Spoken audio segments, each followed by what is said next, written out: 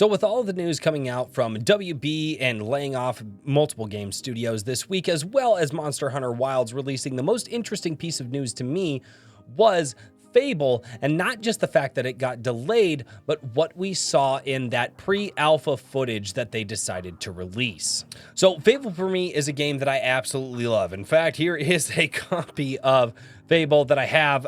It's apparently a dog stepped on that because it's kind of broken back here. I absolutely love Fable The Lost Chapters. I cannot tell you how many times I've played this in my life. And one of the things that I saw in that trailer was not a whole lot of Fable. You see, they did a lot of things in that trailer, which showed some cutscenes, they showed a mild action, they showed some sword swinging, some hammer swinging, they casted a fireball at one point in time. But the one thing that I really didn't see was a lot of what made Fable, and this is what I want to talk about today. So Fable back in the day in 2004, 21 years ago, ladies and gentlemen, do you feel old yet? Well, you feel like I do, and hopefully your back feels a little better than mine does. But if your back is not old enough to feel that pain yet, let me fill you in on some things. Fable, and particular for me, Fable The Lost Chapters, was a game that allowed you to have an absolute blast with the world itself. You see, back in those days, in 2004, story writing in games hadn't really developed to the point where it has now. Like, you weren't getting the story elements the way that like The Witcher was giving to you, or like Cyberpunk, or like what Baldur's Gate was giving to you, or even earlier on, like, or going back to like Mass Effect and stuff like that. You were really getting some bare bones story. Is like, here's the bad guy, you're gonna go fight the bad guy, you're gonna be the hero of the story. But what Fable provided to you back in 2004 was a fantastic world that you can engage with. And what I mean by that is all of the various different systems that were in that game that allowed you to just have an absolute blast with it. One of the things was that the NPC interactivity in that game was fun as hell. You could make NPCs follow you, and you could take them to the Temple of Scorn, and by taking them to the Temple of Scorn, you could sacrifice them to Scorn, which was something that was done in that game. But you could also run around town. You could ask, various different NPCs to marry you, and by, giving them multiple gifts and stuff like that. Or you could go and you could acquire property by removing the property owners from the game and doing that. Moving on. They also had things like demon doors, and the demon doors gave you fun little challenges that you could do to actually interact with the game's systems, and actually, in some cases, basically were kind of like a tutorial. And I know a lot of people may disagree with me on this, but there were some things when the demon doors would be like, hey, you should do this thing. And the demon doors basically told you to do things that were systems that you would otherwise never engage with. Two of the demon doors that I very much remember is one of the demon doors back in the Lost Chapters, and it's been like a year and a half since I've played the Lost Chapters through again, so I'm going off of memory here. But one demon door would ask you to be fat. He wanted some meat on your bones. He wasn't going to open up for just anybody. He wanted some meat on the bones. So you actually had to go out and you actually had to eat a bunch of food and get super fat before the demon door would let you in. And another one of the demon doors, which is a demon door that everybody remembers, it was behind the house of the Ladies of the Night. And that demon door wanted you to go and be very good friends with the Ladies of the Night many times. And then he would open up and you would actually get a hat, a PIMP hat. I'm trying to be YouTube friendly here. God, this is really hard. But that was actually the one hat that I ran around for most of my playthroughs when I was younger, because I just thought it was funny as hell. I had the biggest, baddest, coolest armor in the game, except for the hat. I ran around with a bright pink PIMP hat for most of the time. And that's what made Fable really, really fun to play. You see, what I saw when they were actually going through the pre-alpha footage was kind of generic fantasy 97, if I really need to be honest here. Yes, they showed the chicken kicking at the end, and obviously those of us kind of remember doing that. And if you actually remember being on the coast when you were in Oakvale, once you returned to Oakvale in the first game, you could go and you could do the chicken kicking competition. And obviously the chicken kicking was one of those things that stuck out to a lot of people, but that was just one of the systems. It didn't really cover a lot of the other systems that I just covered, or even like, getting caught when you were trying to go and steal things and be a thief and trying to take things from the shops and things like that. And that is really something that is somewhat concerning about the Fable game. Now, I know a lot of people are going to come out and say, oh, it's a DEI game. They've obviously done all this stuff. It's not going to be good. And the writing's going to be terrible. And I'm going to be really honest with you. The writing in the first game and the second game, I did not play the third game. The writing in the first game and the second game were pretty generic, pretty basic. Big bad shows up, you've got to go beat them. But what made Fable Fable was the interactivity of the world that you could enjoy. But now, before everybody's like, you didn't play the third one, why not? Because I played Fable The Lost Chapters a lot when I was a kid.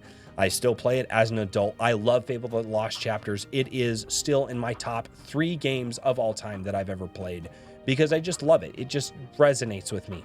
I played the second one, and although I think mechanically the second one is absolutely incredible, I just really didn't connect with the second game the way that I connected with Fable The Lost Chapters. And that just didn't make me want to check out the third game.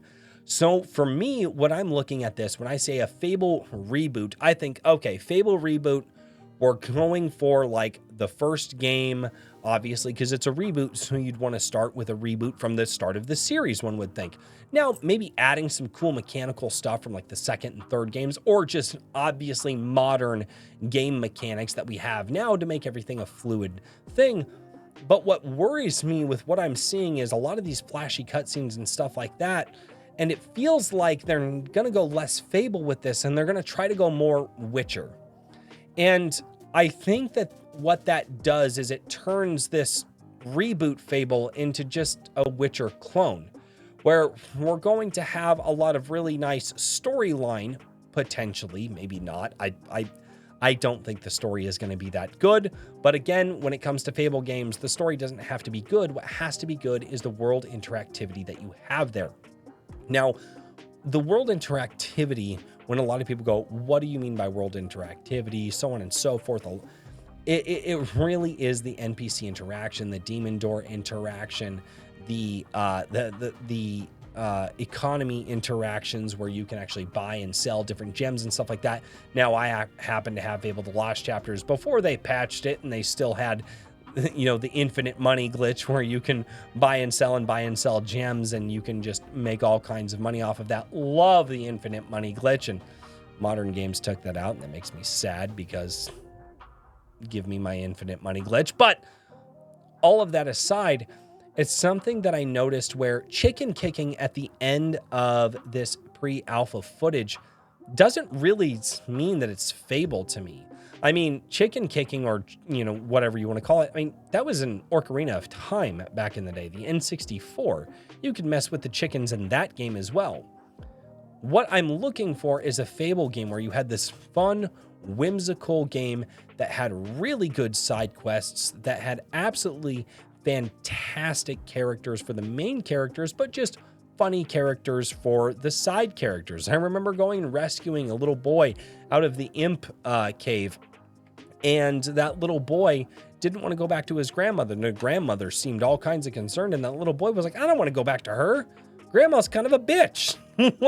And just stuff like that, where you just, again, interact with the world in a very different way. You can also grow your good and evil statuses, and the NPCs would interact with how good or how evil you are. You would grow horns, you would put a halo over your head, all of those things. I know for me, I went through my first playthrough. This is many, many years ago at this point.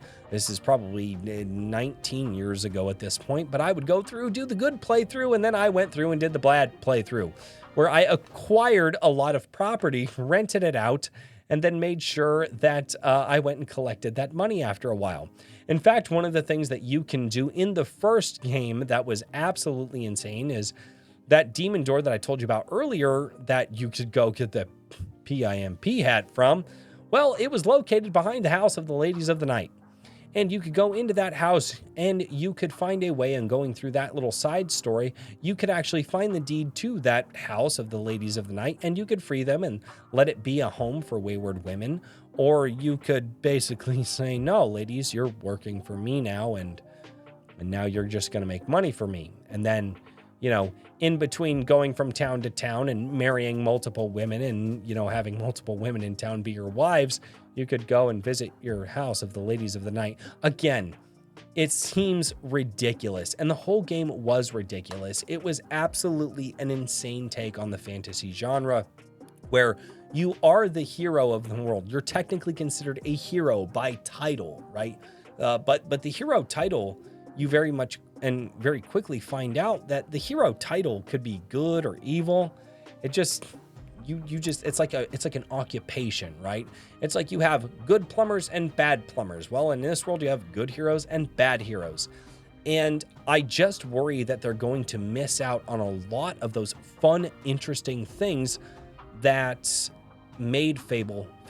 Not only that, I am concerned about the writing, because a lot of modern writing in video games just seems to fall flat, and it just seems like we're not getting banger after banger like we did, at least, you know, between about 2007 and 2012.